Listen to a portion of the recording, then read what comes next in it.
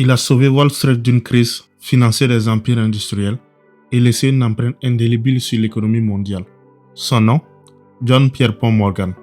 Aujourd'hui, on va plonger dans la vie de l'un des plus grands financiers de l'histoire. On va voir son parcours, ses plus grands succès, mais aussi les controverses qui l'entourent. Accrochez-vous, c'est une histoire de pouvoir, d'argent et d'influence.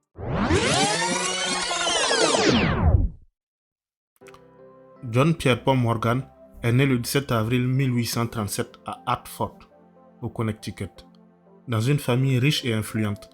Son père, Junius Spencer Morgan, était un banquier prospère qui entretenait des liens étroits avec le monde financier de New York et de Londres.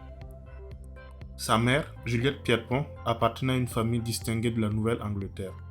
Dès son plus jeune âge, J.P. Morgan est donc plongé dans un environnement où l'argent et les affaires dominent. Il fréquente des écoles prestigieuses privées aux États-Unis. En 1854, à 17 ans, il part en Suisse pour étudier à l'Institut Sillig.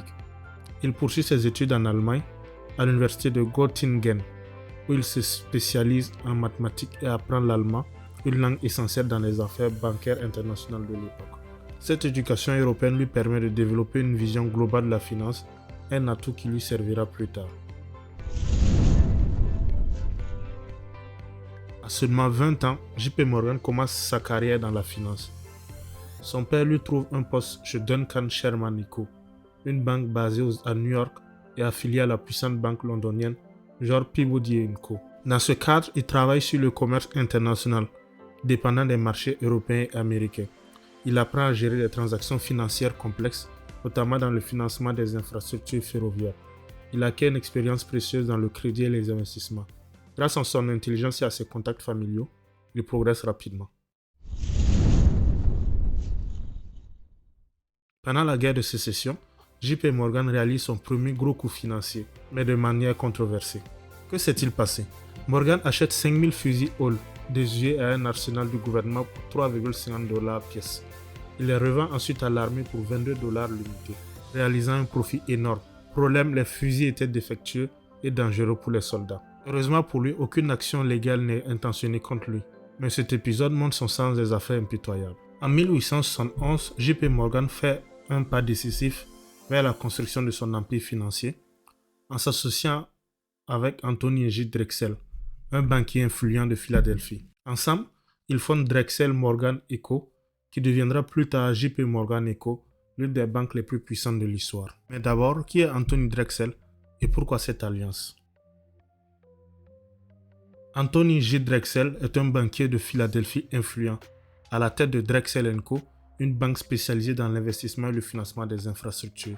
Un mentor pour J.P. Morgan avec qui il partage une vision ambitieuse. Drexel choisit Morgan parce que Morgan est jeune, ambitieux et extrêmement compétent. Il possède des connexions puissantes à Londres et New York grâce à son père et il comprend aussi le potentiel des grandes fusions et consolidations. Dans les années 1860 et 1870, l'économie américaine est en pleine transformation. Expansion rapide des chemins de fer, industrialisation massive, besoin croissant de capitaux pour financer des projets. À cette époque, le financement des grandes entreprises est encore limité. Wall Street est moins structuré et peu de banques américaines ont l'expertise pour gérer des transactions à grande échelle. C'est ici que J.P. Morgan et Drexel voient une opportunité, créer une banque capable de financer l'industrialisation du pays. Le 29 juillet 1871, la banque Drexel Morgan & Co. voit le jour à New York. Objectif de la banque, financer de grandes entreprises et les infrastructures, organiser des fusions et acquisitions, émettre des obligations pour les entreprises et le gouvernement. Dès ses débuts, la banque attire les plus grandes entreprises et devient un acteur majeur du capitalisme américain. Grâce aux contacts familiaux de J.P. Morgan en Angleterre, Drexel Morgan & Co. se positionne comme un pont entre la finance américaine et britannique. La banque peut ainsi lever des fonds en Europe pour les projets industriels américains. Elle attire aussi des investisseurs britanniques et français pour financer le développement du pays. Elle renforce son crédit et sa réputation sur les marchés mondiaux. Cette connexion permet aussi à Drexel Morgan & Co. de devenir rapidement la banque la plus influente des États-Unis dans le domaine de l'investissement.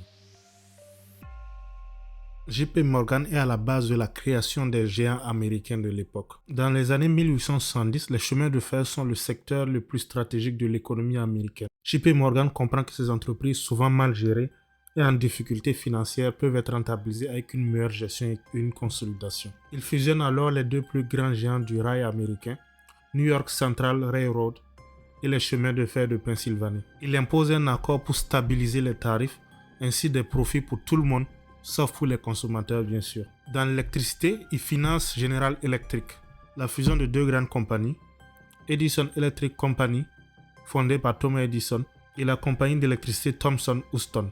Dans l'acier, il crée US Steel en rachetant Carnegie Steel pour 480 millions de dollars, une somme record à l'époque, et fusionne Carnegie Steel avec Federal Steel et d'autres entreprises métallurgiques. US Steel devient alors un monopole gigantesque, valant plus d'1 milliard de dollars. L'un des épisodes les plus marquants de sa carrière est son rôle clé dans le sauvetage de l'économie américaine lors de la panique bancaire de 1907. Face à l'effondrement du marché, Morgan prend les choses à main et orchestre un plan de sauvetage qui évite une catastrophe économique. Au début du XXe siècle, l'économie américaine connaît une croissance rapide, mais aussi une grande instabilité. L'industrie et la finance se développent rapidement, les banques sont mal gérées et souvent fragiles, il n'y a pas encore de banque centrale pour stabiliser l'économie. Résultat, une forte spéculation et des crashs fréquents à Wall Street. En octobre 1907, une banque d'investissement de New York, la Knickerbocker Trust Company, s'effondre après avoir financé des spéculations risquées sur le cuivre. La panique se propage, les investisseurs retirent leur argent des banques. Les cours de la bourse s'effondrent, les banques sont en faillite et le pays risque une dépression économique majeure. Le plus gros problème est qu'à cette époque, le gouvernement américain n'avait pas de solution rapide. Il n'existait pas encore de réserve fédérale, alors qui pouvait sauver la situation? JP Morgan comprend que s'il ne fait rien, tout le système financier va s'effondrer. Il réunit les plus grands banquiers industriels de New York dans sa bibliothèque personnelle, au 23 Wall Street. Il force les banques à collaborer pour créer un fonds de sauvetage. Il injecte lui-même des millions de dollars pour stabiliser le marché. Grâce à son intervention, la panique bancaire prend fin, les marchés se stabilisent et l'économie est sauvée de justesse. Ce sauvetage a eu une énorme répercussion sur le système financier américain. Dépendre d'un seul homme pour sauver l'économie est trop risqué. Il faut une institution capable de jouer ce rôle en cas de crise. En 1913, suite à la crise de 1907, le gouvernement américain crée la Réserve fédérale. Rôle principal, agir comme une banque centrale pour éviter d'autres paniques financières. JP Morgan ne s'est pas contenté d'être un banquier d'investissement et un sauveur de l'économie. Son influence sur le système financier américain a été immense, mais elle a également suscité de nombreuses controverses. Entre son rôle dans la consolidation des industriels, ses méthodes impitoyables et la montée de la régulation financière, son héritage est aussi bien admiré que réfléchi. JP Morgan est le créateur de la finance moderne, mais il ne voulait pas seulement financer les entreprises, il voulait les contrôler. Ces pratiques ont étouffé la concurrence et créé de gros monopoles. En 1902, le président Theodore Roosevelt lance une offensive contre les trusts et les monopoles. JP Morgan devient la cible principale car il détient trop d'influence. En 1904, la Northern Security Company, un trust ferroviaire de Morgan, est démantelé par la Cour suprême. En 1912, le gouvernement veut comprendre l'étendue du pouvoir des grandes banques. Morgan est convoqué devant le Congrès et doit se justifier sur son influence sur l'économie. Le gouvernement commence à limiter le pouvoir des grandes banques. La finance devient plus réglementée, notamment avec la création de la Réserve fédérale en 1913. JP Morgan est donc l'un des derniers grands banquiers à avoir dirigé l'économie sans être contrôlé par l'État. JP Morgan est un homme qui a changé l'histoire. Il a été un visionnaire, un financier hors pair et un homme d'affaires impitoyable. JP Morgan a sauvé l'économie en 1907.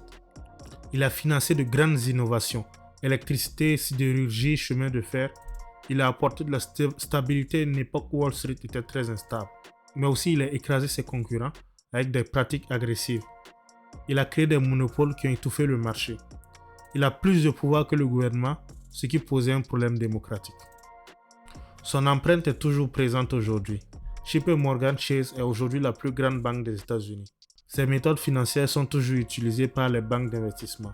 La régulation financière actuelle est en partie une réponse à son immense pouvoir. JP Morgan a été un visionnaire, un financier hors pair et un homme d'affaires impitoyable.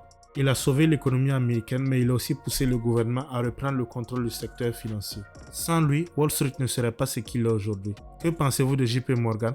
Héros ou homme trop puissant? Dites-le en commentaire.